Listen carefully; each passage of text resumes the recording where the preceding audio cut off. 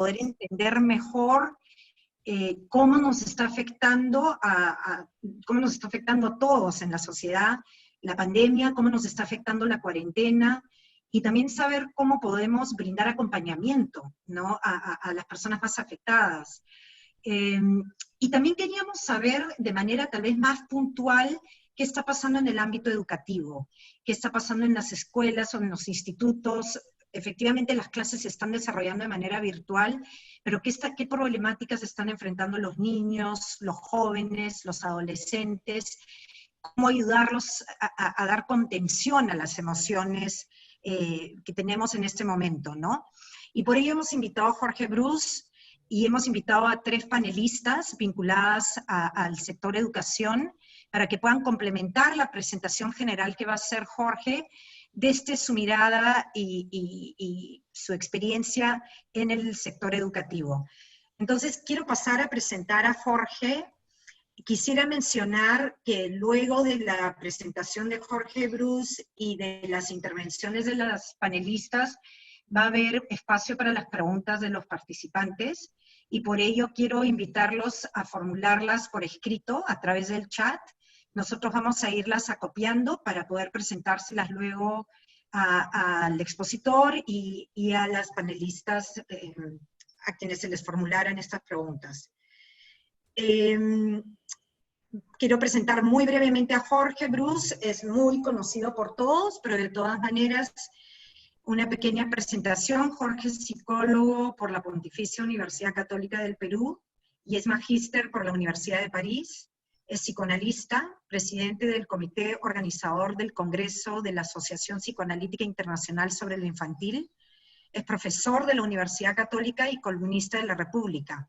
Es autor de diversos libros, entre los que destacan Nos habíamos choleado tanto, psicoanálisis y racismo, ¿Sabes con quién estás hablando?, psicoanálisis, poder y subjetividad, y Las partes en conflicto, psicoanálisis, conflicto y alteridad. Entonces, sin más, me gustaría darle ahora el pase a Jorge. Adelante, por favor. Muchas gracias, Cecilia. Bueno, agradezco a Cecilia Montes por esta gentil invitación, y a Consigna. Me gusta mucho ese nombre, Consigna. Es un nombre muy creativo, y vaya que necesitamos la creatividad en los tiempos tan desafiantes que estamos viviendo. En lo que respecta a las emociones, yo voy a transmitirles lo mejor que pueda. Lo que espero les sea de utilidad para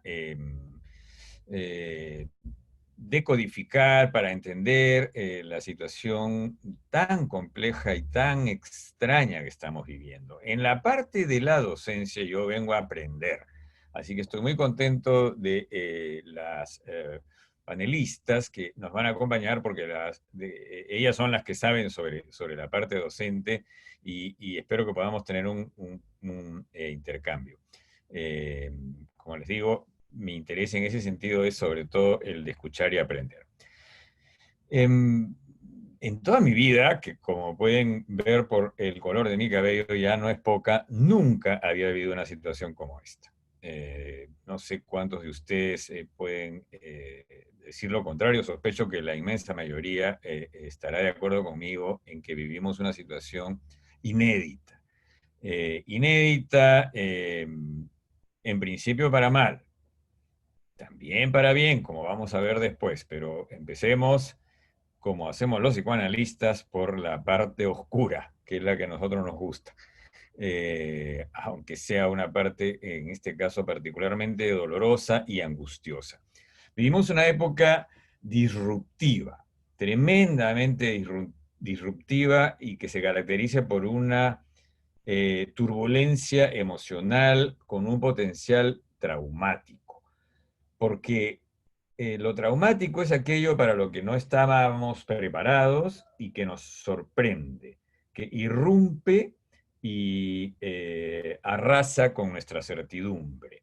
Y nos deja durante un tiempo inermes, indefensos, desamparados. Casi como cuando venimos al mundo. Los seres humanos, como ustedes saben, a diferencia de la mayoría de especies, nos caracteriza la neotenia, es decir que un bebé humano no puede sobrevivir sin su madre, mientras que un gatito como los que tengo en casa, en pocas horas ya está correteando, ¿no es cierto? Eso le toma a un cachorro humano mucho tiempo. ¿No? La neotenia es este desamparo esencial en el que nacemos todos los seres humanos. Y esta pandemia nos ha colocado en una situación inicial de tremendo desamparo. Nos hemos sentido indefensos, absolutamente vulnerables y muy angustiados, porque muchas de las certezas, les decía, que teníamos y que nos sostenían se han visto derribadas. Por ejemplo, eh, el Perú, como sabemos todos, es una sociedad muy fragmentaria, muy desigual, muy injusta y por lo tanto que se caracteriza por mucha desconfianza, precisamente porque no tenemos una noción sólida de bien común, porque no somos una comunidad eh, organizada y consolidada, tendemos a confiar únicamente en las, no únicamente, principalmente, en las personas de nuestro entorno más cercano. Ahora bien, ¿qué cosa hace este COVID o el SARS-CoV-2, que es el nombre del virus, porque COVID en realidad es la enfermedad que produce el virus? ¿Qué hace? Hace algo siniestro, algo perverso. Y es que las personas que nos pueden contagiar son nuestras personas más cercanas. Por ejemplo, yo no veo hace 3 meses o más, ya ni sé cuánto dure este maldito confinamiento, ni a mis hijos ni a mis nietos, porque ellos podrían ser los portadores del virus que me puede matar. Y eso le pasa a todo el mundo, ¿verdad? Eh, entonces, imagínense esta primera consecuencia que he calificado de siniestra y de perversa. Las personas a las que más queremos, en quienes más confiamos, son las que nos pueden enfermar. Esto ya introduce un elemento tremendamente disruptivo y con un gran potencial traumático. Los niños, por ejemplo, que no están pudiendo acudir a las escuelas, y yo sé de paso, me alegro mucho que hayan personas representantes de diferentes partes del Perú. Es muy reconfortante que no estemos hablando únicamente entre gente de Lima. Los niños, yo me he preguntado mucho, ¿cómo estarán percibiendo todo esto? Y ahí tengo mucho interés en ver qué cosas van a decir mis compañeras de mesa, ¿no? De mesa virtual, sobre cómo los niños están percibiendo todo esto. Niños que se ven obligados también a guardar distancia social, a estarse lavando las manos si es que tienen el privilegio de poderlo hacer continuamente, y a cuidar a sus mayores, puesto que ellos podrían ser portadores asintomáticos. Y también a estar separados de sus amiguitos y de sus personas más cercanas, porque esto es una cadena terrible en la cual una persona, un niño, puede contagiar a otro niño, que puede contagiar a un adulto, sobre todo a los adultos mayores, que somos los más vulnerables. Entonces, en esta turbulencia emocional, nos vemos obligados a hacer esfuerzos denodados para adaptarnos. Los seres humanos, y aquí ya entramos, digamos, a las herramientas que los humanos tenemos, es cierto, nacemos en condiciones de desamparo y esto es lo que ha ocurrido inicialmente. El virus, la pandemia, que además es de nivel planetario, nos ha sumido en una sensación de un desamparo terrible. Pero poco a poco nos hemos ido reconstruyendo y nos hemos ido organizando y, por ejemplo, lo que estamos teniendo hoy, gracias a Consigna, es una muestra de lo que estoy diciendo, ¿verdad? Nos hemos puesto a pensar con lo difícil que resulta pensar en estas condiciones, porque casi se podría decir que estamos tratando de pensar lo impensable. ¿Por qué lo impensable? Porque nadie estaba preparado para esto. No obstante, los humanos tenemos esta capacidad de adaptarnos. Y adaptarnos es algo que sabemos hacer muy bien. Yo diría que los peruanos en particular tenemos la capacidad de adaptarnos porque nuestra sociedad es como es, ¿verdad? Tan anómica, tan desigual, tan poco previsible. Entonces tenemos cierto hábito de funcionar en la imprevisibilidad, aunque Voy a dejar la abundancia. perdón, eh, eh, entraron unas voces ahí. Bueno, continúo. Y entonces les decía, nos hemos empezado a adaptar, nos hemos empezado a organizar y sí, les dice Cecilia que por favor apaguen sus micros, porque si no entran las Sí. voces. Por favor, le pedimos a todos mantener sus micrófonos y sus cámaras apagadas para que no haya problemas de conectividad ni interrupciones. Muchas gracias. Gracias Cecilia, gracias a todos. Entonces, en esta fase, digamos, en la que estamos organizándonos y adaptándonos, por supuesto, esto tiene un correlato, una contraparte, y es que también estamos sumamente cansados, sumamente desafiados, y muchas veces nos sentimos al final de la jornada exhaustos. Conversábamos esto antes de comenzar la presentación. Exhaustos porque los horarios se han visto también trastocados. La gente trabaja hasta horas que no estaban, que no eran habituales, y además en condiciones complejas, porque trabajar virtualmente, y pienso en particular en los profesores que tienen que dar clases virtuales, que es mucho más trabajo que dar clases presenciales. Yo trabajo todo el día en teletrabajo con mis pacientes. Ahora mi consultorio es donde estoy en este momento, que es en mi escritorio en mi casa. No voy a mi consultorio. Y me preguntaba por qué terminaba tan cansado. Y esto sirve para todos. Y es que trabajar virtualmente en dos dimensiones tiene varias diferencias con trabajar presencialmente. En primer lugar, que para hacerse entender, para hacerse escuchar, hay que ser mucho más expresivo, mucho más histriónico, hay que modular la voz, hay que hacer gestos.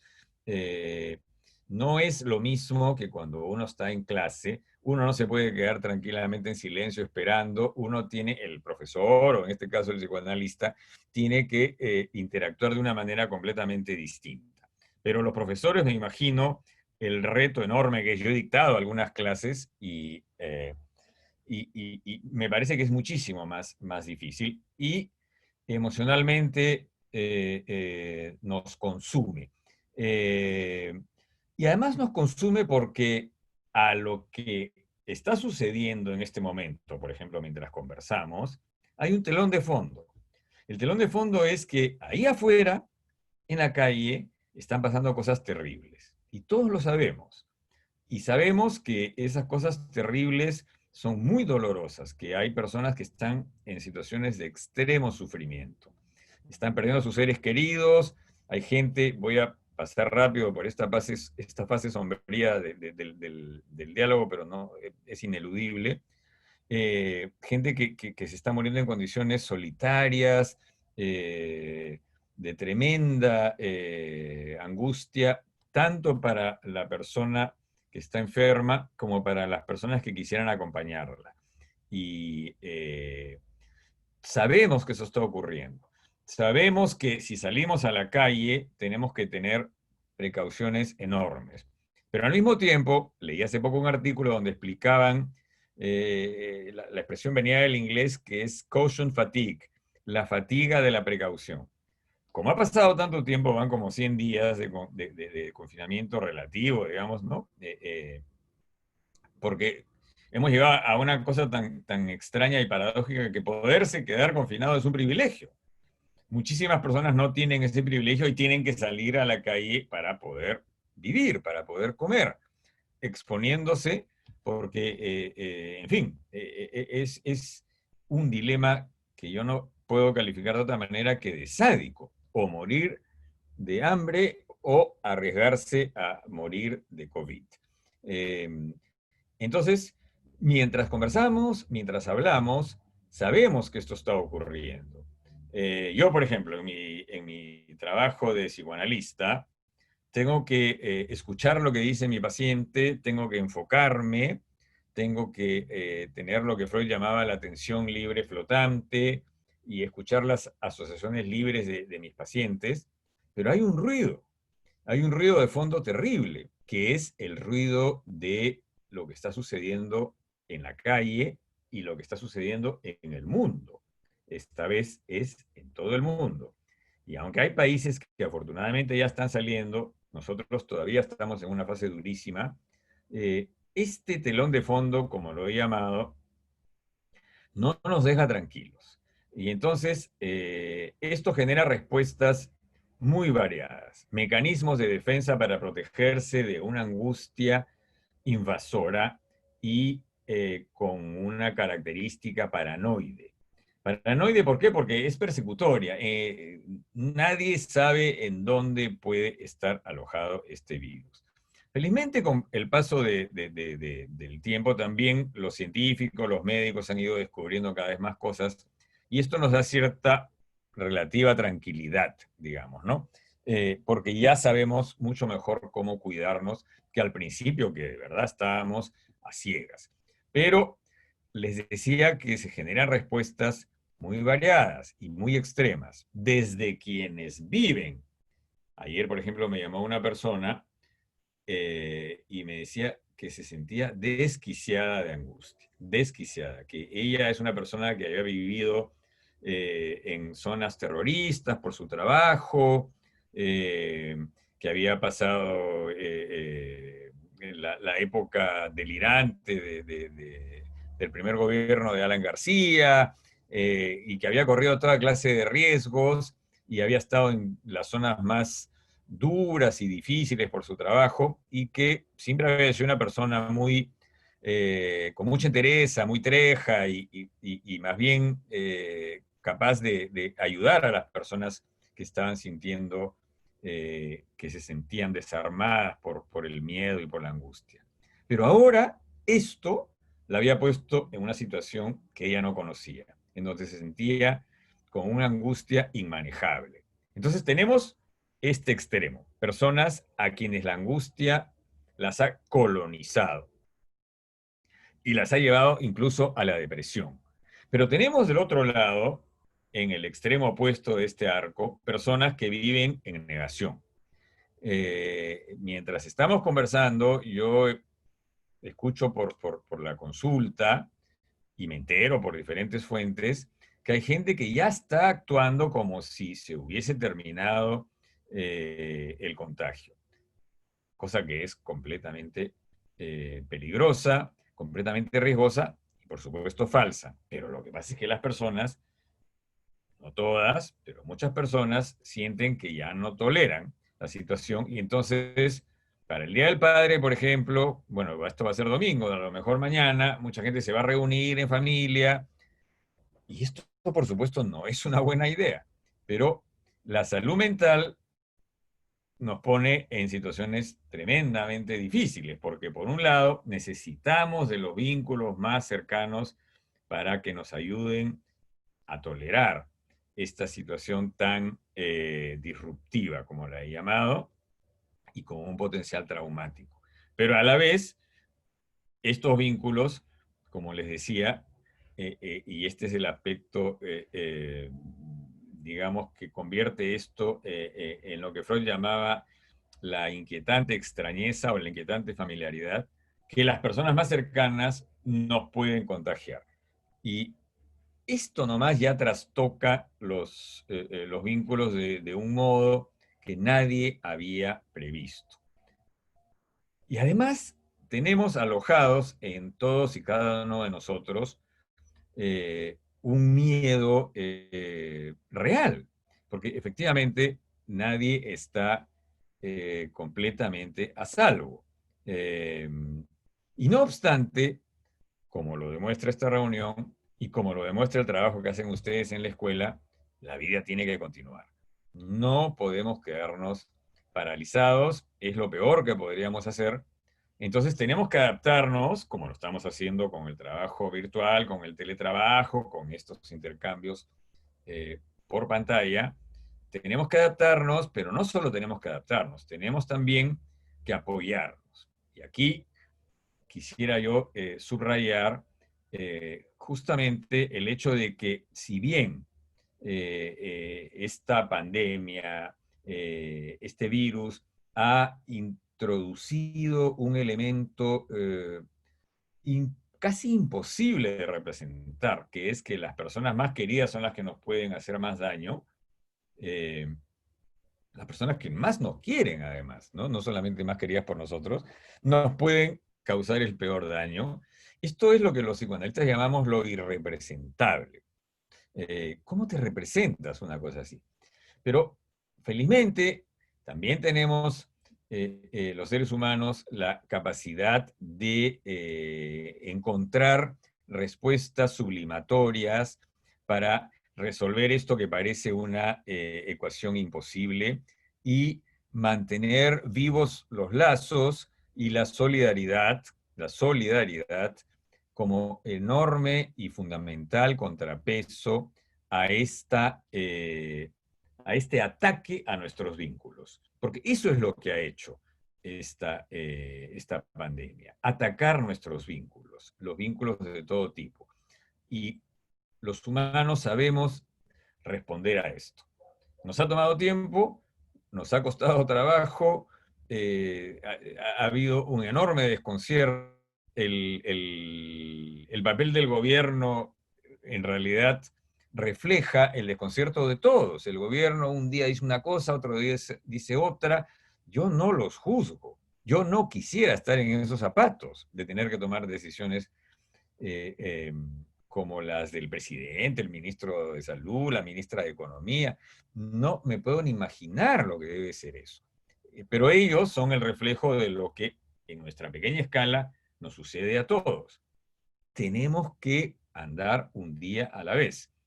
Una de las cosas que hemos visto los psicoanalistas, por ejemplo, es que, por supuesto, han aumentado los insomnios y seguramente muchos de ustedes lo han experimentado y lo están experimentando, o por lo menos sueños, se duerme de una manera irregular, interrumpida, eh, pero además se sueña mucho más. Hay muchos testimonios de que estamos soñando mucho más. Muchos de estos sueños son pesadillas. Eh, ¿Por qué? Porque el sistema onírico, el sistema del sueño, tiene una función esencial que es preservar nuestro sueño para que podamos reponer energías, pero también para que podamos reciclar todos esos contenidos tóxicos, espiritualmente hablando, psicológicamente hablando, que absorbemos durante el día y especialmente en estos días aciagos. Entonces la gente sueña más que de costumbre. Las personas me refieren que se acuerdan de sus sueños, gente que antes no los recordaba. ¿Por qué? Porque el sistema onírico está sobreexigido.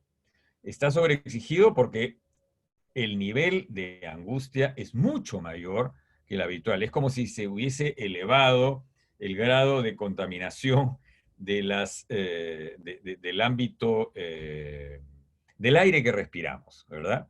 Eh, y al mismo tiempo, por supuesto, hemos constatado algo que ya es un cliché, que toda esta situación ha sacado lo peor de los seres humanos, gente que trafica con el oxígeno, con la medicina, que le vende a la policía elementos de protección que no son los adecuados. No sé si ustedes saben que han muerto 3 veces más policías que médicos y enfermeras. ¿Por qué? Por la corrupción.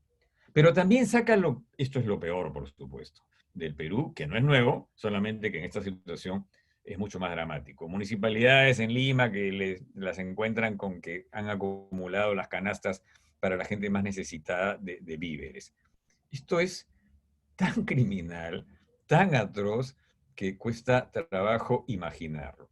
Pero tampoco nos sorprende realmente, ya lo hemos visto antes. Pero también lo mejor, también sale lo mejor de nuestra sociedad.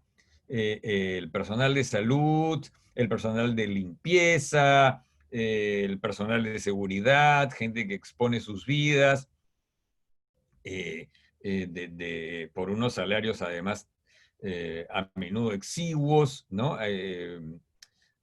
Algún pensador de los muchos que se han pronunciado en esta época a nivel mundial decía que nos hemos dado cuenta en esta pandemia de muchas cosas. Una de ellas es que las personas más importantes en este momento son las peor pagadas, ¿verdad? Porque ¿qué salario reciben los policías? ¿Qué salario reciben los médicos de los hospitales públicos y las enfermeras y las personas que tienen que hacer la limpieza en la calle, etcétera, etcétera, ¿no es cierto? Y los maestros, sin duda alguna, ¿no? No quiero convertir esto en un pliego de reclamo sindical, pero todo esto que nos está revelando y que solo nos queda, digamos, tener la esperanza de que la sociedad no caiga nuevamente en ese olvido, en esa negación, en esa voluntad de no saber, y que una vez que pase lo peor, porque va a pasar lo peor porque siempre ha pasado así en la historia de la humanidad. Las pandemias terminan, ya lo estamos viendo en muchas sociedades. Una de las esperanzas que tenemos es que en muchos países, no teniendo tratamiento y no teniendo vacuna, se está terminando la pandemia. Los médicos explican esto todavía de una manera un poco hipotética, y es que el virus parece que va perdiendo fuerza, se va extinguiendo. Voy a hacer una broma para que esto no sea tan sombrío. No sé si saben la anécdota del alcalde Helguera. El alcalde Helguera fue un alcalde de Lima, me parece que de principios del siglo XX, o algo así, y venía en barco, no en avión como esta vez, venía la gripe española. Y entonces sus asistentes le dijeron, alcalde, tenemos que tomar medidas, viene la gripe española, ¿qué cosa hacemos? Y el alcalde le dice, no se preocupen amigos, no hay problema. En Lima hasta los microbios se ahuevan.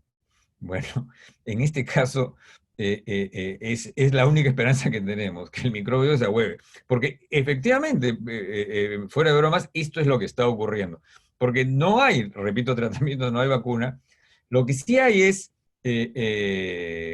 gente como ustedes que contra viento y marea continúa haciendo su tarea, continúa haciendo su trabajo y continúa sosteniendo el tejido social, que se ha visto tremendamente vulnerado, así como se han visto atacados nuestros vínculos y se ha visto atacada nuestra capacidad de pensar.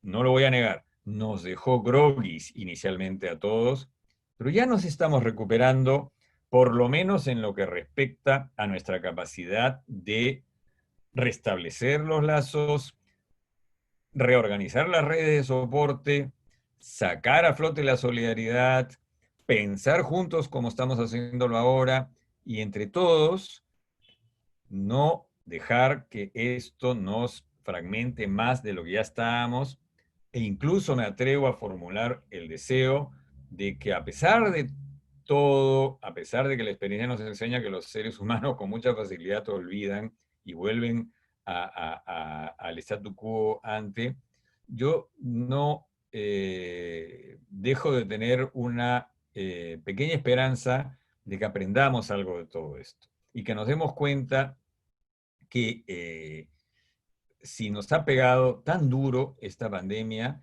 no se debe a otro motivo, a que no hemos sido capaces de organizarnos como sociedad para proporcionar servicios esenciales a las personas más necesitadas, servicios de salud, servicios de educación, servicios de seguridad. Esas tareas que son mal remuneradas, que no están bien reconocidas y la gente las estuvo aplaudiendo inicialmente, ahora ni siquiera eso sucede, por lo menos por acá.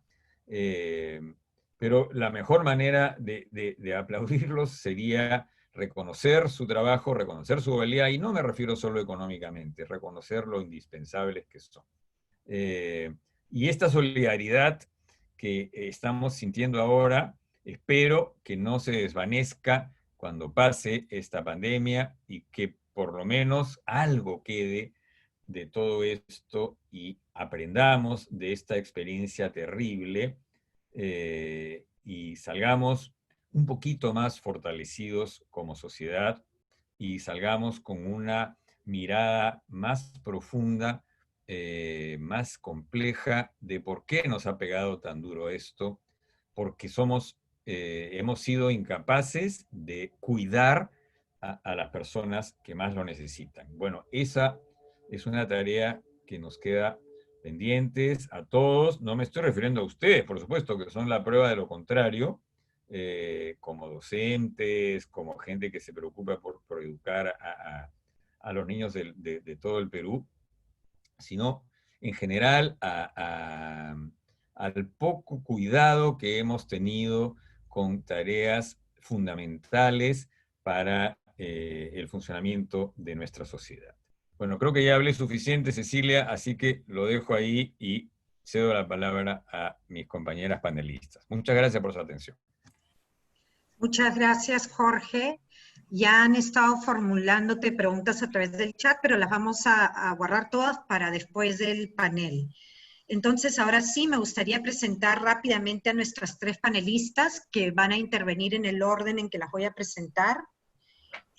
Primero vamos a escuchar a Nelly Sempertegui. Nelly es religiosa de la Congregación Esclavas del Sagrado Corazón de Jesús. Vive en Santa María de Nieva, en el distrito de Nieva de la provincia de Condorcanqui, en la región Amazonas. Nelly es actualmente directora y profesora de comunicación en el Instituto de Educación Superior Tecnológico Santa María de Nieva, Fe y Alegría 74. La segunda panelista es Ángela Rodríguez Luque. Ángela es licenciada en Psicología y especialista en problemas de audición, lenguaje y aprendizaje. Además de su consulta privada, Ángela es docente y asesora en gestión educativa. Desde hace 20 años trabaja en el Colegio San José de Arequipa, donde se desempeña como psicóloga y actualmente como coordinadora de calidad educativa. Y finalmente, nuestra tercera panelista es Malaisa Mato. Malaisa es profesora y actualmente se desempeña como promotora social del Centro de Educación, Organización y Promoción del Desarrollo, CEOP-ILO, de la Compañía de Jesús. Y está trabajando actualmente en los proyectos Jóvenes Promotores de Paz a través de la mediación y la participación ciudadana y fortaleciendo la formación y bienestar integral de los estudiantes a través de la participación y articulación de todos los actores de la comunidad educativa. Entonces vamos a empezar con Nelly, luego escucharemos a Ángela y finalmente cerraremos esta ronda de panelistas con Malaisa y luego pasaremos a las preguntas. Nelly, adelante por favor. Muchas gracias. Buenas tardes con todos. Gracias por la invitación a todo el equipo de Consigna. Bueno, yo quisiera compartir en primer lugar cómo nos encontró el COVID-19 en Santa María de Nieva, Amazonas, especialmente en el Instituto Fe Alegría 74. Pues nos preparábamos para nuestras salidas por las comunidades, para las inscripciones del examen de admisión y hacer la convocatoria. Este examen lo teníamos preparado para el 30 de marzo. Y pues aquel 15 de marzo, con las disposiciones del presidente de 15 días de aislamiento social obligatorio, se nos cayeron los planes. Pero bueno, todavía nos quedaba postergar un próximo domingo, luego a fines de abril, posteriormente mayo, y a la par, con las medidas del presidente, nos íbamos acomodando. Había una cierta resistencia en casi toda la comunidad educativa a reconocer que nuestro servicio educativo pueda ser virtual y a distancia. Casi todo el equipo de docentes decíamos, hay que esperar, guardando así una ligera esperanza de volver a la normalidad. No obstante, la cuarentena se alargaba. Condorcanqui, la provincia, no tenía ningún caso, ¿no? Y empezó a protegerse con estrictas medidas, cerrando las fronteras por el miedo. Somos una zona vulnerable por todas las características que muchos de ustedes conocen. Llegando ya a la segunda disposición del presidente que prolonga la cuarentena, entonces nos dimos cuenta que esto iba a prolongarse aún más. Decidimos entonces hacer nuestra planificación para una educación a distancia. Entonces, con los estudiantes de tercero y quinto empezaríamos el 20 de abril y hemos empezado el 20 de abril y con los del primer ciclo el 4 de mayo. Pero hasta esa fecha no sabíamos nada de los estudiantes. Teníamos unos 2, 3 que nos llamaban, nos preguntaban sobre la situación. Los docentes nos dispersamos, no todos son del lugar. Algunos regresaron con sus familias, otros se fueron a sus comunidades y nos dejamos de comunicar, el contacto fue más difícil. ¿Pero qué tocaba? Tocaba convocar a los docentes, empezar por reunirnos virtualmente y fue así que retomamos nuestras reuniones de todos los lunes. Este espacio, yo creo, este espacio nos ha servido para escucharnos, primero sobre cómo estamos, hablar sobre la pandemia, expresar nuestras emociones, sentimientos al respecto. Algunos docentes compartían su preocupación de sus familiares enfermos, no con el coronavirus todavía, pero sí con temor que se puedan contagiar. Es así que uno de nuestros docentes perdió a su papá, en Lima se había contagiado y murió. Y otro docente acaba de perder a su abuelito en Rioja. Y bueno, en la mayoría de los casos han ido mejorando. A lo largo de este proceso hemos sido todos capaces de acompañarnos en nuestros miedos, en nuestras frustraciones, incertidumbres, preocupaciones. El expresarlo y escucharnos unos a otros nos ha hecho mucho bien. Pero bueno, todo el equipo ha sido de mucha ayuda para animarnos y generar confianza entre nosotros para vencer los temores y lanzarnos a hacer un camino de prueba con los estudiantes. Entonces teníamos que contactarnos con los estudiantes, avisarles que estén atentos para iniciar sus clases.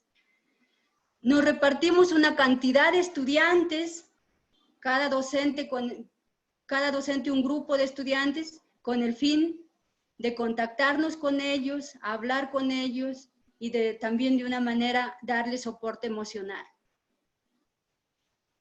El prestarle la atención a lo que iba sucediendo y a lo que íbamos viviendo nos ha ayudado a estar pendientes unos de otros, tanto entre docentes, con las hermanas, los estudiantes.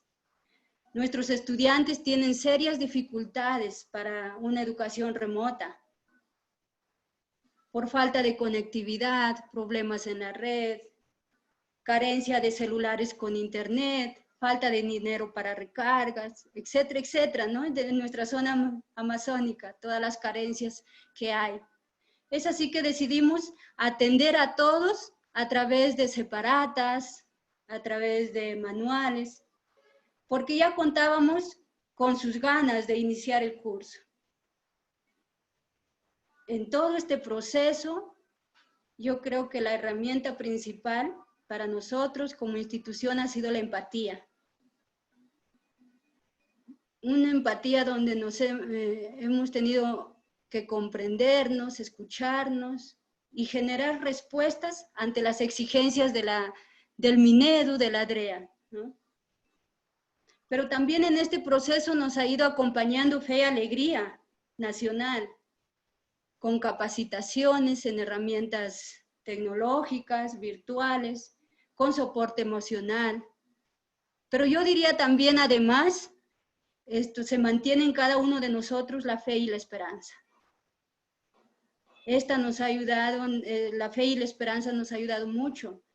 Y de hecho está sirviendo para acompañar a los estudiantes y a la población nievina también, para solidarizarnos con todas las campañas de ayuda que se ha venido organizando. El instituto ahora es un lugar de albergue para los viajantes. Eso también nos permite estar en contacto con las familias de nuestros estudiantes. Y ahora, como equipo, nos toca mirar la experiencia recorrida, saber que ha sido un ensayo y error, pero que no nos estanca, sino que nos lanza, nos encamina para planear un segundo semestre con un poco más de tiempo y ofrecer nuestro servicio teniendo en cuenta la situación y necesidad de cada uno de los estudiantes. Y también, ¿por qué no decir de nuestro docente?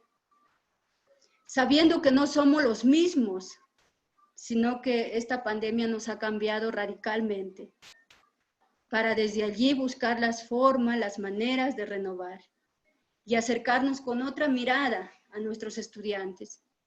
Y sobre todo también ha trastocado nuestra manera, nuestro modo de dar las clases, y que ahora es muy distinta, ¿no? Conscientes, aunque nos cueste, tenemos que ser amigables con las herramientas tecnológicas.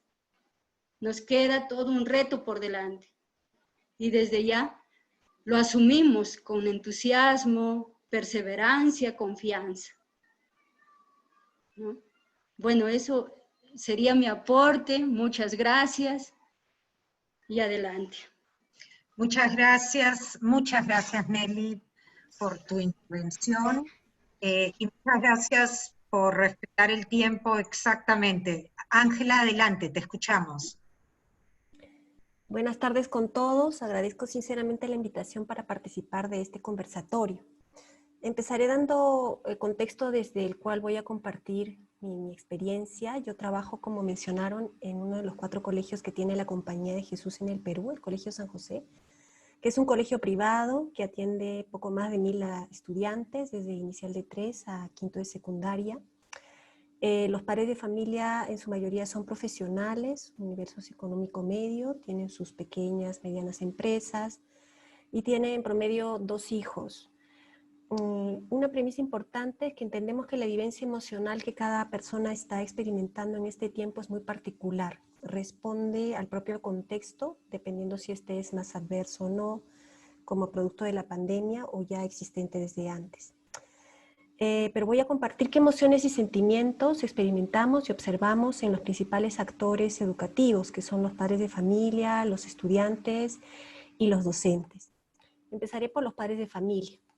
Padres de familia que se sienten, uno, temerosos por llevar el virus a casa. Ese es un sentimiento que está ahí presente cuando salen por trabajo o hacer las compras. Miedo a lo que podría sucederles como familia si enferman. Angustia en los que se quedan en casa, angustia que se agudiza en todos por la situación particular que estamos viviendo también en Arequipa en estas últimas semanas. 2, se sienten preocupados por la situación económica. Varios, como les decía, tienen pequeñas empresas que han tenido que parar. Otros han visto reducidos sus ingresos o han perdido el trabajo. Se sienten frustrados o con poca paciencia para asumir el rol de acompañamiento más directo en el aprendizaje de sus hijos en este tiempo, ¿no? Especialmente con los más pequeñitos, tarea que no les resulta sencilla. Se sienten muy cansados por lo que significa el teletrabajo, que muchas veces abarca más horas de lo usual, y tanto para los que salen de casa a trabajar como para los que están en teletrabajo, sumar a eso las labores propias del hogar. Cansados también del ritual que hay que hacer al llegar a casa, ¿no? Manifiestan, por otro lado, haber fortalecido su vínculo de pareja. Eso también lo hemos escuchado, o también lo opuesto, ¿no? Que se han agudizado algunas de las dificultades entre ellos, pero en su mayoría lo siente como positivo. Han descubierto también cosas que no sabían de sus hijos, eso lo dicen así, ¿no? Y esto por el tiempo de convivencia que están teniendo en casa. Para las mamás con bebés o niños más pequeñitos, significa este tiempo un disfrute de estar con sus bebés en casa, ¿no? Así estén realizando teletrabajo, nadie me decía, no importa, aunque sea escucho su voz mientras estoy trabajando por momentitos, ¿no? Si bien manifiestan que extrañan realizar las actividades sociales o especialmente pues poder visitar a los familiares, en general hay una sensación de fortalecimiento del vínculo y del tiempo de familia. De los estudiantes, puedo decir que en el caso de los más pequeñitos, sí hemos observado como que hay, por lo mismo que nos dicen los papás, un sentimiento de bienestar al tener a su mamá y a su papá cerca, cuando este ambiente es sano, ¿no? Se sienten protegidos, están muy atentos a lo que está pasando a su alrededor, hablan de cómo protegerse, extrañan mucho a sus amiguitos del colegio, a sus profesores, salir a jugar al parque, ver a los abuelos, salir con la familia, pero los momentos que están en la pantalla y ven a sus compañeritos, pues son momentos de mucha alegría para ellos cuando ven a su Miss, interactúan con ellos, ¿no? También vemos algunos síntomas en algunos casos, niños que están con mucho miedo, dificultades para dormir, entre otros síntomas que han aparecido propios de esta situación. Y bueno, conforme crecen los chicos, realizan mayor cantidad de actividades ya de manera más autónoma, ¿no? Entonces, ¿qué está pasando con los adolescentes? Lo más difícil para ellos es el no estar, y subrayo en negrita la palabra estar con sus amigos en el colegio, con sus profesores. Es esa convivencia en el colegio lo que extrañan, ¿no? Sus aulas, sus patios, sus canchas, no poder realizar las actividades relacionadas al deporte, al arte, salir con los amigos, ver a la enamorada, el no poder hacer aquellas cosas que imaginaron hacer, los planes, pues todo esto le genera mucha frustración, enfado, tristeza, cambios de humor, sensación de pérdida, ¿no? Pérdida de oportunidades.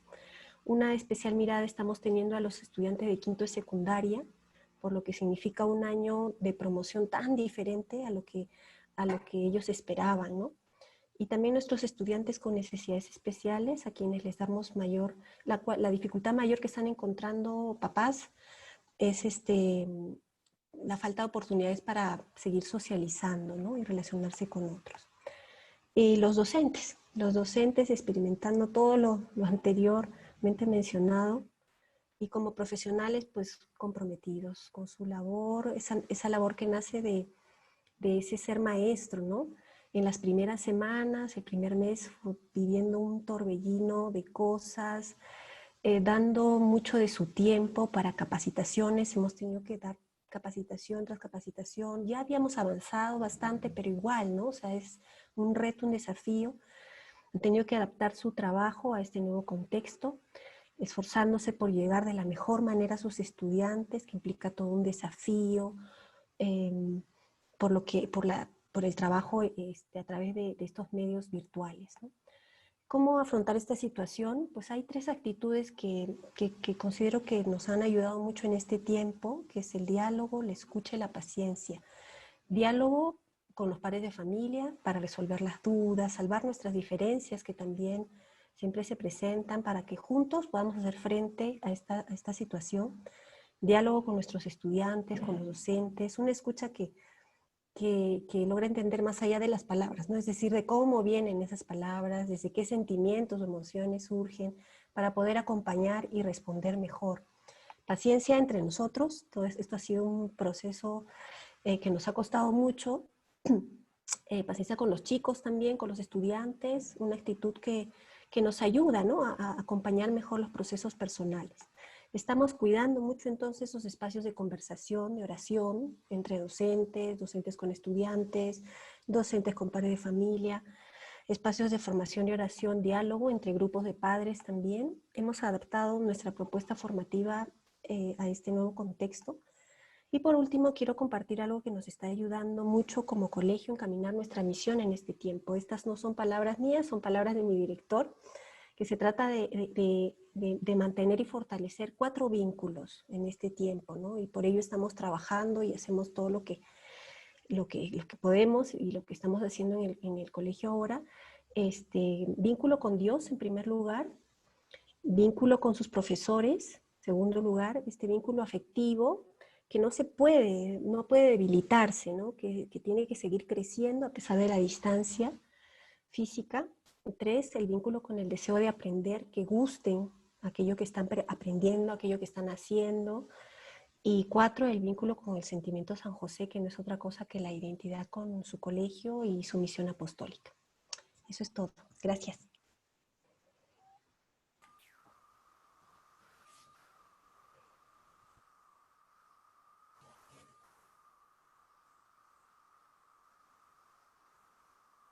Sí.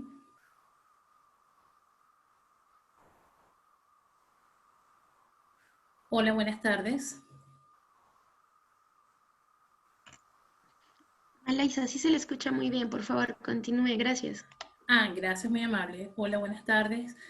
Bueno, primeramente, en nombre del CEOP Hilo y en mi nombre propio, quiero dar las gracias por invitarnos a participar en este espacio de encuentro, de reflexión, de aporte de todos los actores sociales y de las comunidades educativas que acá nos congregamos, porque es un espacio que nos permite reflexionar e ir encontrando cuáles han sido todos los elementos que hemos ido recopilando dentro de esta experiencia.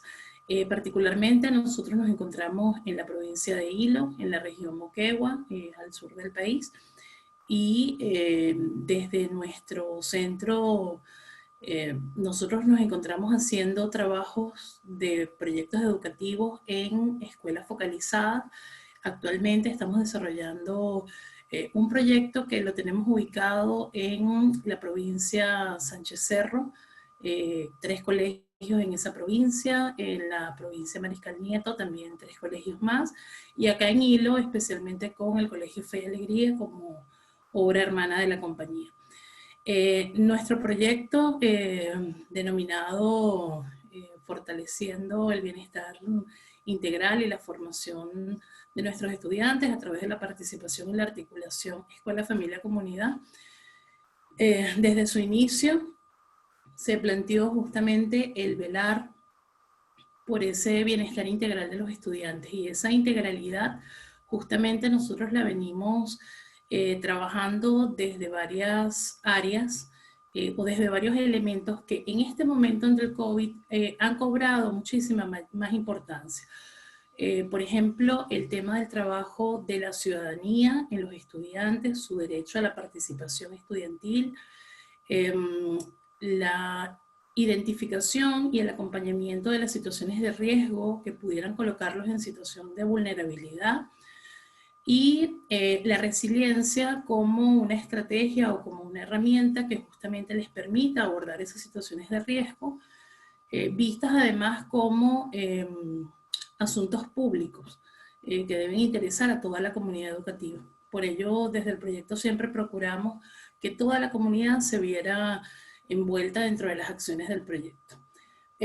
Bueno, al igual que como relata Nelly, nosotros también nos encontrábamos a la espera del inicio del año escolar el 16 de marzo, y bueno, se decreta esta situación. Tuvimos también que tener un proceso de adaptación, de espera, de replantearnos las acciones dentro de los colegios, porque bueno, nosotros hacemos intervenciones muy puntuales dentro de los colegios, es decir, nos trazamos una serie de actividades que nos conllevan a procesos para el desarrollo de capacidades en estas temáticas que ya he nombrado, y bueno, decidimos retomar los contactos con los colegios, siempre de la mano de las autoridades en materia educativa. Nosotros trabajamos estratégicamente con la Gremo y con las mujeres, y a través de los especialistas nos mantuvimos en ese monitoreo acerca de la situación. Evidentemente nosotros no hemos podido trasladarnos a esta zona que es la parte alta de Moquegua, donde normalmente dentro de nuestra dinámica nosotros vamos a los colegios y acompañamos esos procesos que se están desarrollando dentro de todos los actores de la comunidad educativa. Bien, nosotros decidimos entonces hacer un monitoreo sobre la situación, enfocándonos justamente en esos aspectos que nosotros considerábamos, digamos, más relevantes en este momento, que más allá del hecho pedagógico y más allá de si continuaba el proceso de las clases, queríamos ver un poco la parte emocional, que estaba vinculado a todo esto. Nosotros entonces, a través de esa encuesta, realizamos una encuesta virtual con todos nuestros docentes de estos colegios y pudimos encontrarnos cosas muy interesantes. Por ejemplo, las situaciones de riesgo que, bueno, están allí, están previas como condición preexistente. En algunos casos se han ido enfatizando, se han ido agudizando, y eso también llama un poco la atención de nosotros como proyecto y de los mismos docentes, quienes se les ha hecho un poco más difícil tal vez el reconocimiento de esas situaciones de violencia o de vulnerabilidad en las que se pueden encontrar los estudiantes por la falta de ese contacto físico, ese contacto directo con ellos. Sin embargo, los profesores, dentro de su experiencia, han podido ir detectando algunas de esas situaciones en sus estudiantes. Dificultades también han presentado muchísimas, las propias de la región, que tienen que ver con el acceso al internet, el poder manejar dispositivos tecnológicos por parte de los padres, por encontrarse justamente en una región, en zonas alejadas de la región, en la parte alta de Moquegua, y ello se ha ido sumando, ¿no?, a esta dificultad que han encontrado los docentes dentro de este nuevo contexto. Bien, nosotros entonces desde el proyecto propusimos el continuar nuestras actividades haciendo una adaptación a este espacio virtual, y justamente hemos querido realizar actividades con todos estos actores educativos, pero haciendo énfasis en el fortalecimiento de sus capacidades de resiliencia para el uso personal, el uso particular, familiar, pero también desde el rol que le corresponde a cada uno de estos actores educativos dentro del proceso de formación de los estudiantes. Tenemos entonces así una serie de capacitaciones que estamos desarrollando, donde hacemos esa diferenciación, donde esa capacidad está siendo fortalecida para ser utilizada desde el insumo personal, pero también a su vez para proyectarla sobre los estudiantes, ¿no?, y llevar un poco este proceso. Nosotros estamos haciendo especial énfasis en el tema del COVID con respecto a las medidas de protección, seguridad e higiene, porque como bien decía el señor Jorge, pues estamos en una situación donde esto no ha pasado, y la información que podamos tener, que podamos manejar, el continuar con esos protocolos de atención, de prevención, es fundamental para esta situación. Además de los temas de resiliencia, estamos también dando apoyo en lo que significa la educación a distancia desde los diferentes roles. Es decir, como estudiantes, ¿qué podemos hacer para potenciar esta experiencia? Aunque para los chicos, digamos, ha sido un proceso más fácil, bueno, por esa afinidad que tienen con la tecnología, no tanto para los padres, inclusive para algunos docentes, quienes pues están en ese proceso de adaptación, de vincularse con el uso de esas tecnologías, porque tal vez no era algo tan común para ellos. Un aspecto muy importante también entonces, el tema de las situaciones de riesgo, el estar pendiente, identificar, atender esos casos de violencia o de vulnerabilidad en la que se pueden ver envueltos los estudiantes. Finalmente, pues nosotros tuvimos una experiencia, o estamos desarrollando una experiencia muy significativa con el Colegio Fe y Alegría acá en Hilo, donde a pesar de la situación actual que tenemos, a pesar de que no podemos tener ese contacto físico permanente, logramos articular una actividad con toda la comunidad educativa, donde hubo participación de los municipios, del municipio escolar, de la PAFA, de personas allegadas de la comunidad, algunas otras instituciones aliadas, y donde se pudo hacer una atención puntual a un grupo de familias que se encuentran en situación de vulnerabilidad, y donde estuvimos diseñando una serie de materiales pedagógicos para apoyar este proceso, pero que a su vez este material recogiera todos estos elementos, ¿no? Teníamos allí, por ejemplo, el tema del COVID, los protocolos de atención, tenemos orientaciones pedagógicas tanto para los estudiantes, es decir, qué hacer en el antes, en el durante y en el después de su sesión de aprendizaje de la estrategia Aprendo en Casa, también para los padres. Teníamos también dentro de ese material el abordaje de los temas de resiliencia, el apoyo espiritual con un mensaje religioso, un mensaje que estuvo acompañado por el padre Quique, quien nos acompaña normalmente en esta parte espiritual a nuestra institución y a la institución Fe y Alegría.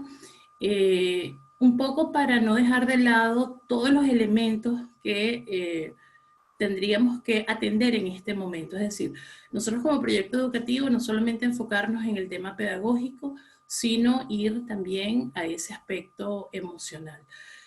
Como bien lo decían las panelistas anteriores, sí, los docentes están experimentando pues todas estas sensaciones, todas estas emociones, al igual que los padres y los estudiantes.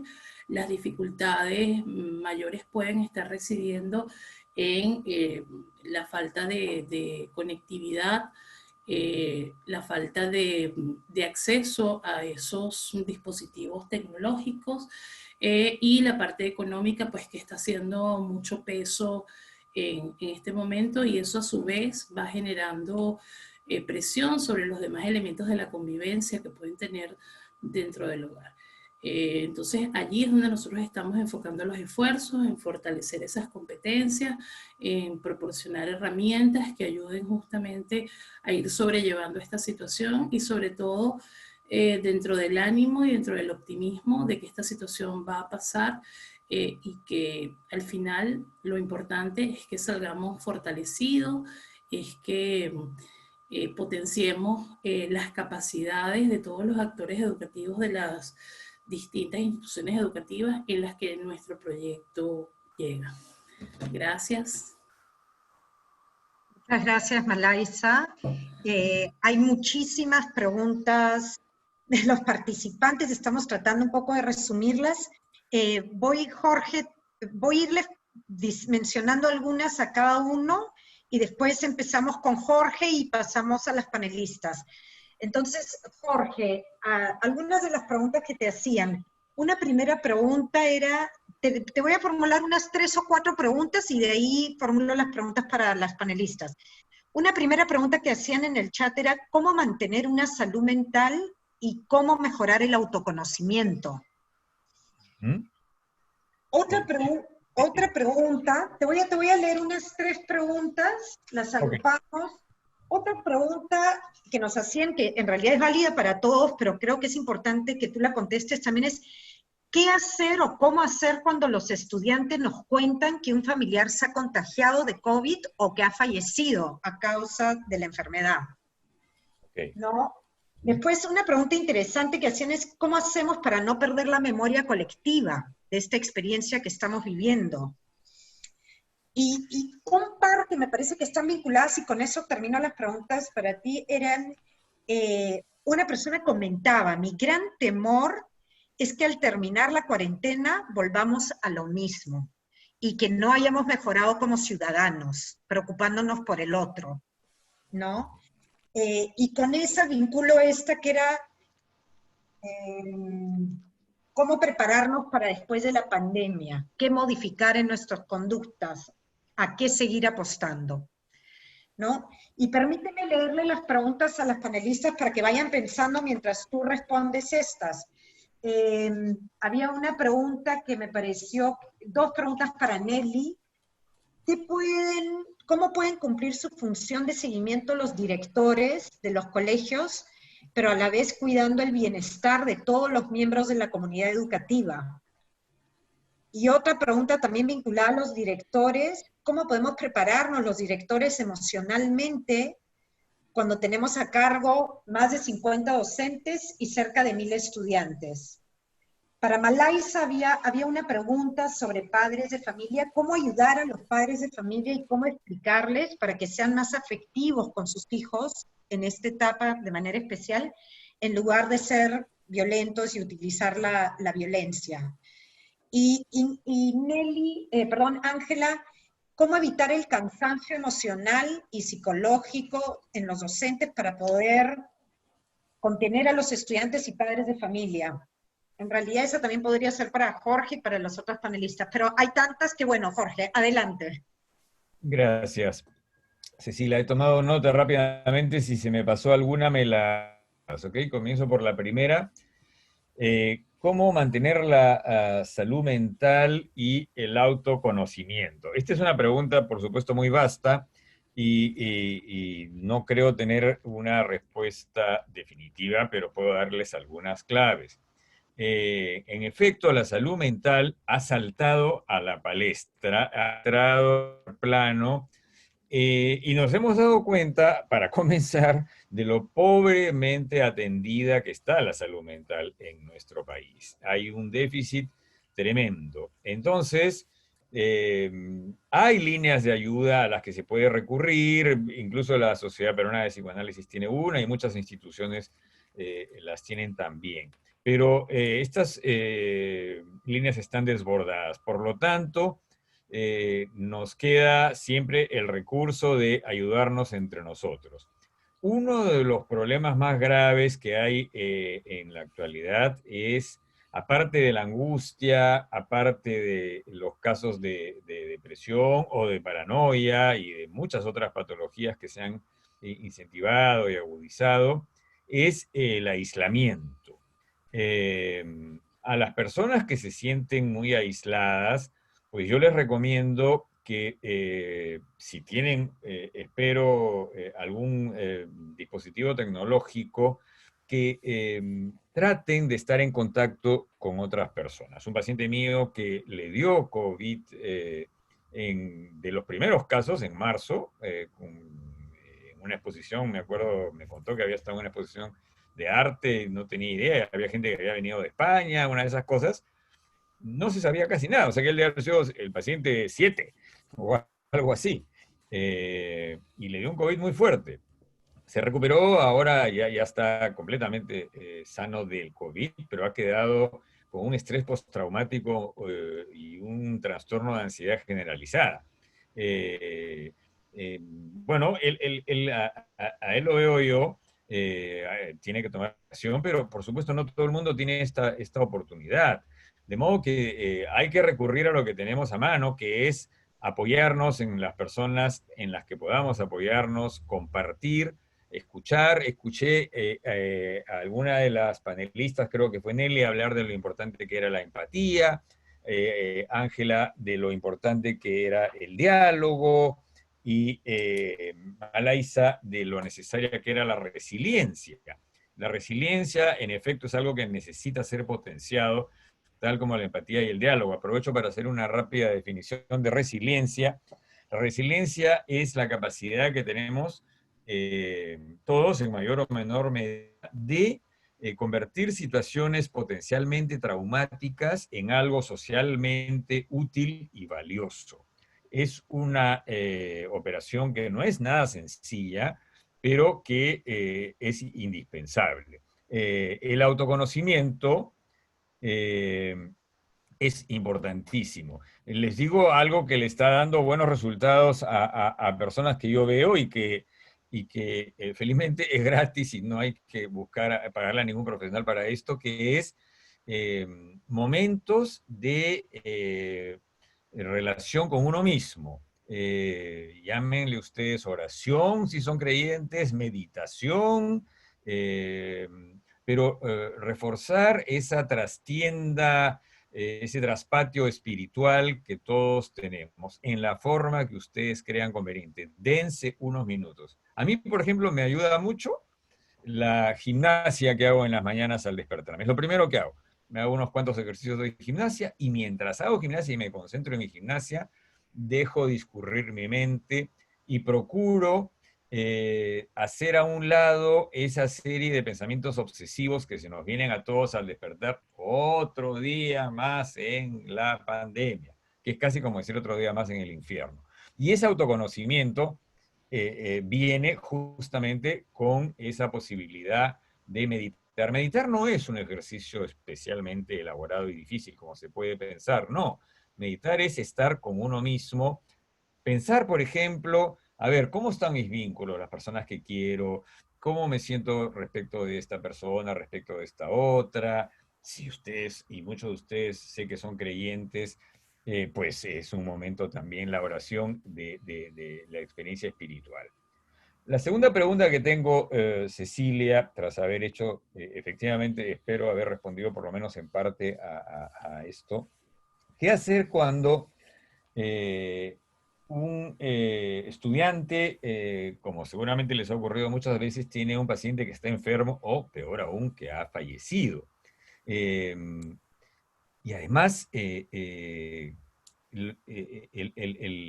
COVID tiene esta cosa particularmente terrible, que es que hay que aislar a la persona que está enferma y luego no se puede ver en las últimas horas de las personas que han fallecido. Yo tengo pacientes que les ha pasado esto, que por ejemplo un paciente mío que su padre falleció y falleció completamente solo, a pesar de que estaba en una clínica, pero nadie lo pudo ver. Eh, eh, con estudiantes, estoy pensando en los adolescentes o en los niños, va a depender de la edad, pero creo que no hay nada que uno pueda hacer que evite el dolor, que evite el sufrimiento, que evite la pérdida. Lo que sí podemos hacer es acompañar ese inevitable y necesario duelo. Y si la persona, como muchas veces ha sido el caso, no ha podido tener los ritos tan necesarios que son, por ejemplo, el funeral o el entierro, que es una de las cosas terribles también de todo esto, ¿verdad? Al no poder tener esos rituales de despedida, de entierro, esto ya lo conocíamos en el Perú a través de todas aquellas personas que durante la época del terrorismo perdieron a seres queridos y nunca recuperaron sus cuerpos, o los recuperaron muchísimo tiempo después si tuvieron esa suerte, y quedan en una especie de espantoso lugar intermedio en donde no se puede terminar el proceso del duelo.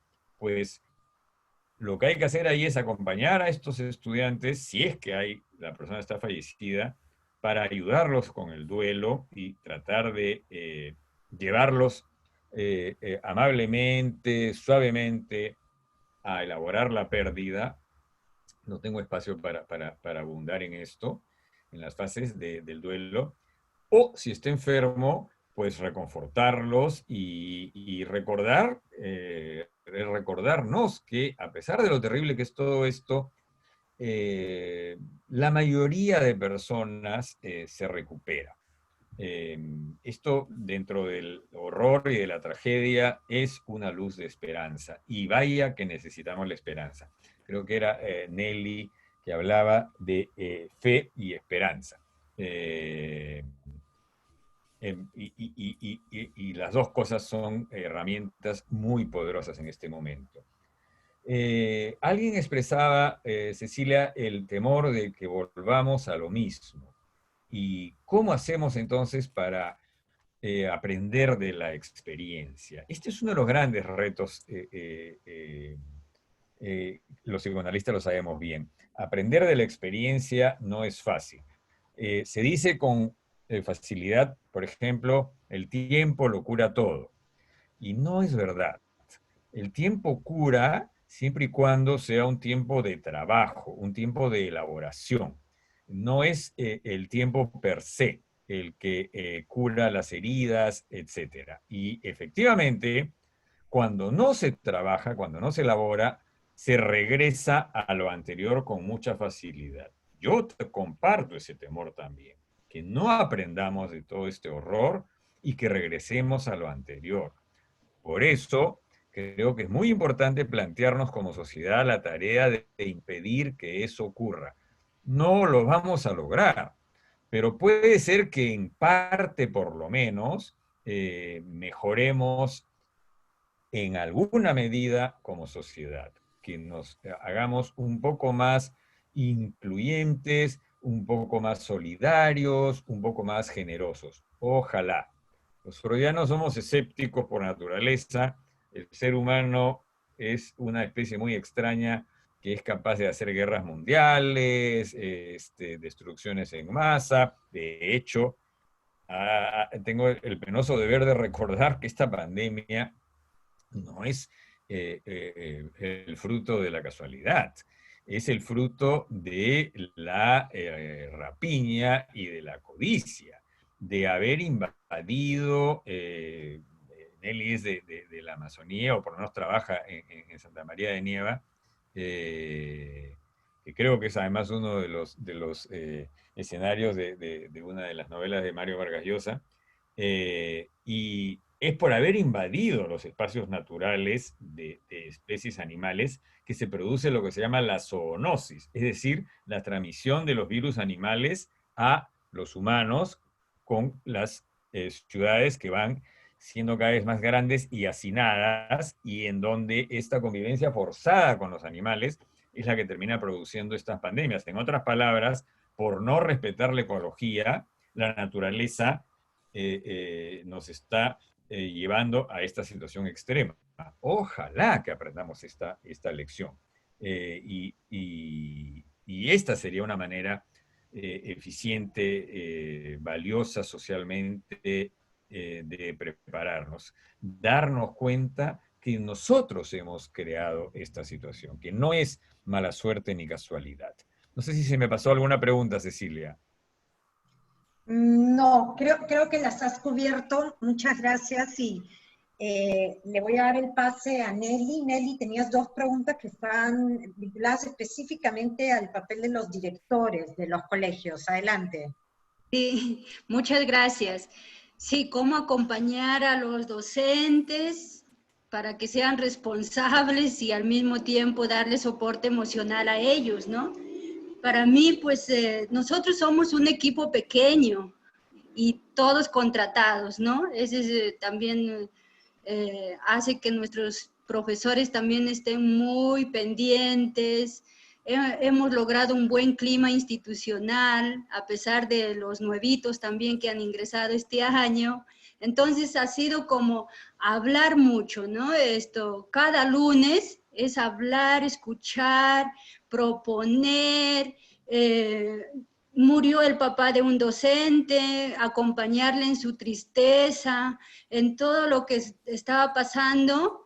Y pues los equipos también, somos equipos pequeños que hay al interno, también son los que animan. Hemos llevado un curso de audios y al equipo de pastoral le surgió la idea de hacer un audio de todos para poder animar a nuestros docentes, ¿no? A Isidoro en especial, uno que perdió al papá en Lima.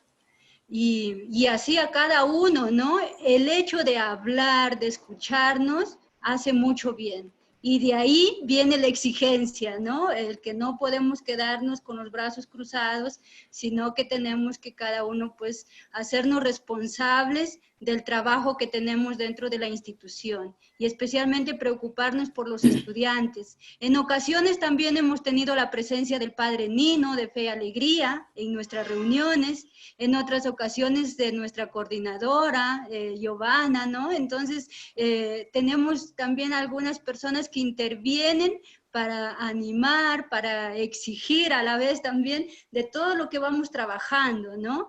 porque la segunda pregunta también decía, ¿no? ¿Cómo hacer, cómo dar soporte a los directores para que acompañen a más de 20 docentes, ¿no? Y en la básica, pues se pasa más de los 20 docentes, ¿no? Y es un grupo más grande.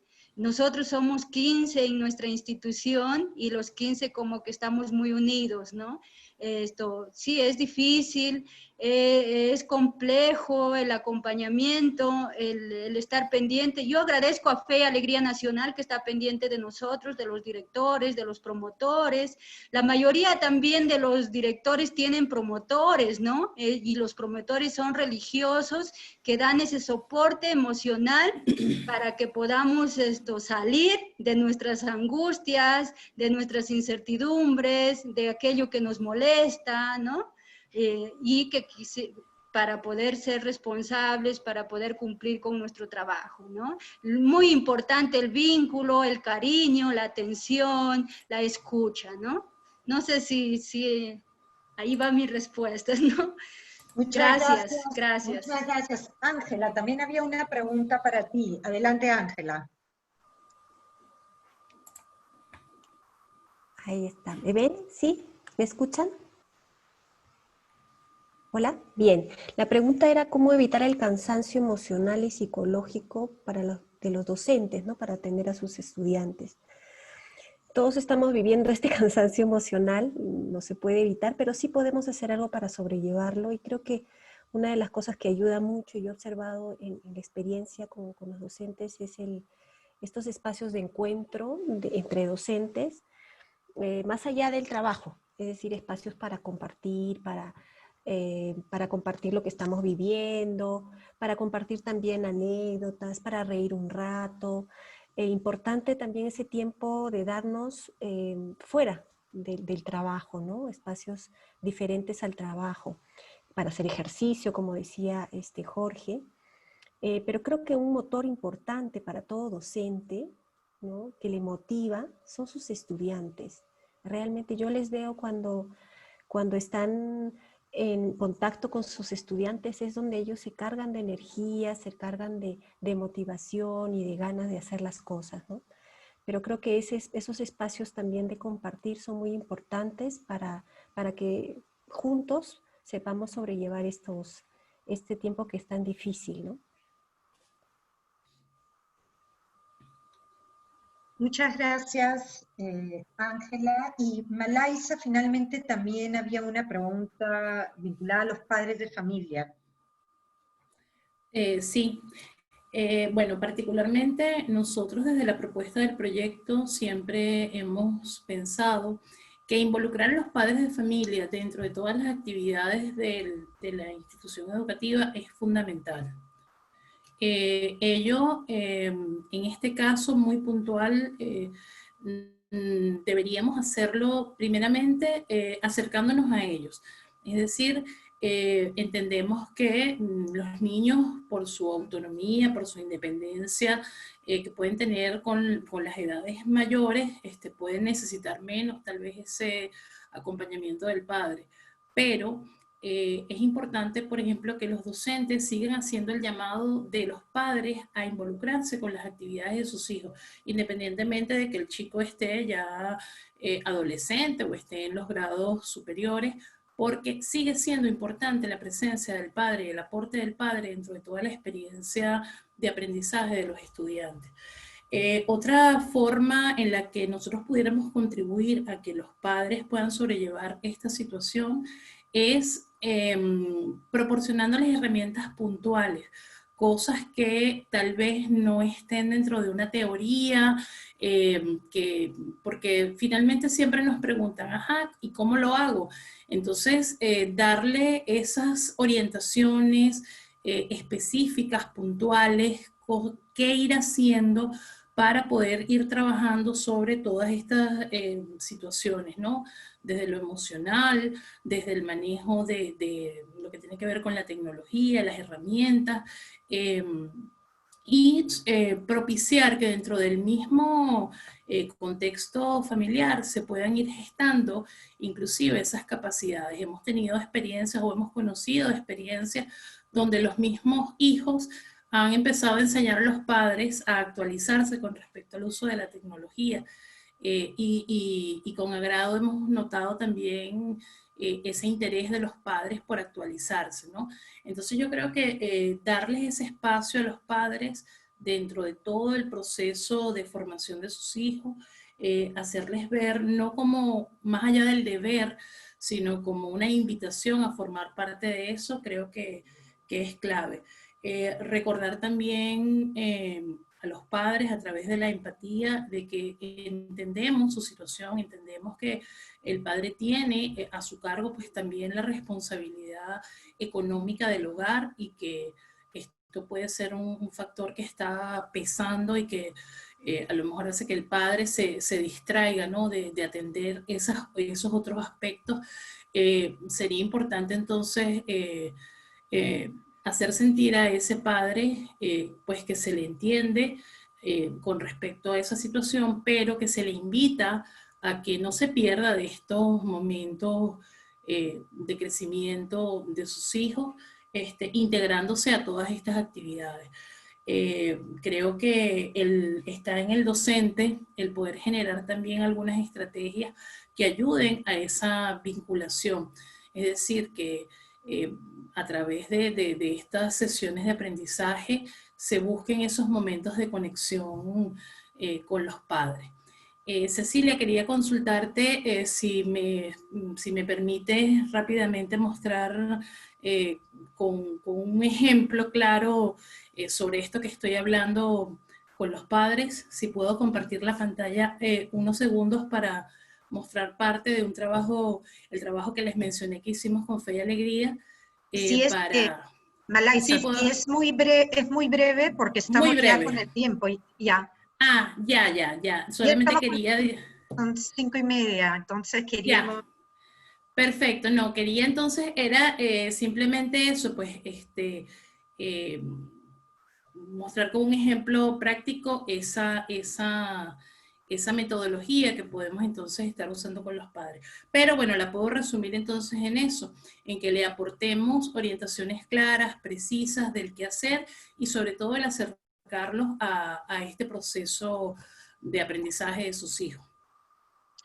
Gracias, Malaisa, y en realidad si hubieran algunos participantes que quisieran conocer más, podemos incluso tal vez contactarlos contigo para que puedas compartir de manera más precisa el trabajo que mencionas. Sí, estamos a la orden. Bueno, quisiera agradecerle a todos.